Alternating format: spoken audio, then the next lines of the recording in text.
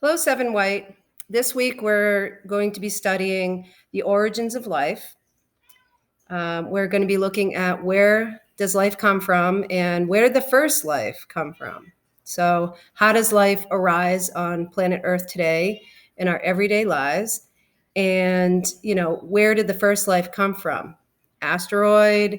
Did it develop in Earth's hot seas? There are many theories that surround where life may have come from. So we're going to study that this week. So in your asynchronous learning, I'm just going to kind of take you through a little bit.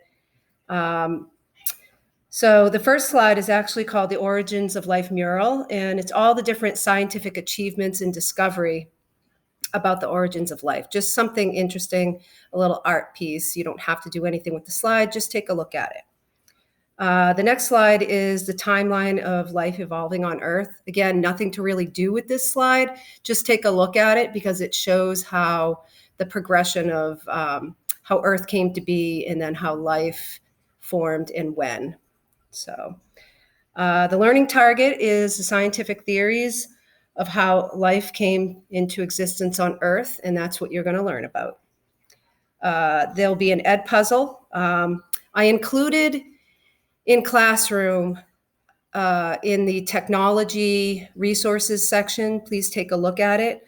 I included the Edpuzzle login, the CK to 12 textbook that we will be using in the future, and some GimKit directions. So I included 3 different sets of directions and login codes and links that you can easily get to by using that to complete some of the assignments this week and in future weeks.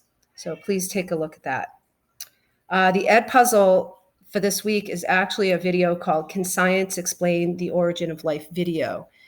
It's by Stated Clearly, and they do a very nice job of kind of outlining the current scientific thinking about that. The next 11 slides are actually, they're kind of like notes or informational, taking you through an evolution of different scientists and their work, their achievements, their discoveries, and how it led to our current thinking.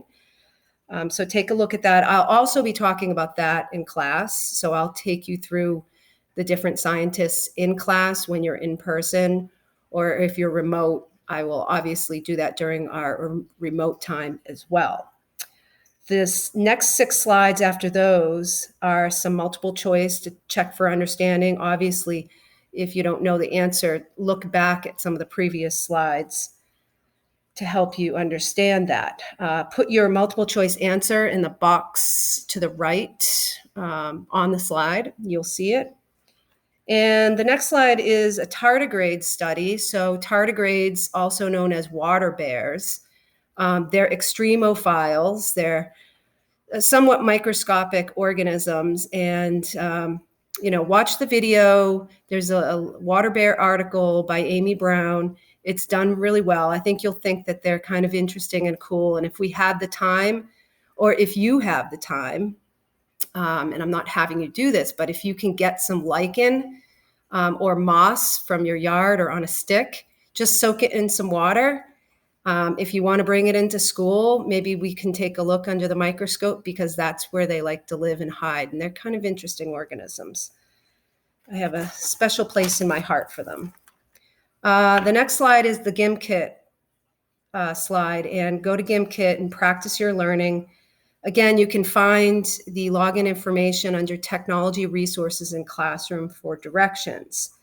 I've included an optional extend your learning slide. And again, you don't have to do this, but if you're interested in this topic and you want to look more, there's a timeline, a more in-depth timeline that's interactive, but it does, I think, require a Flash player to view it. So just keep that in mind. So you may not be able to do it on an iPad, but I think you can do it on a laptop.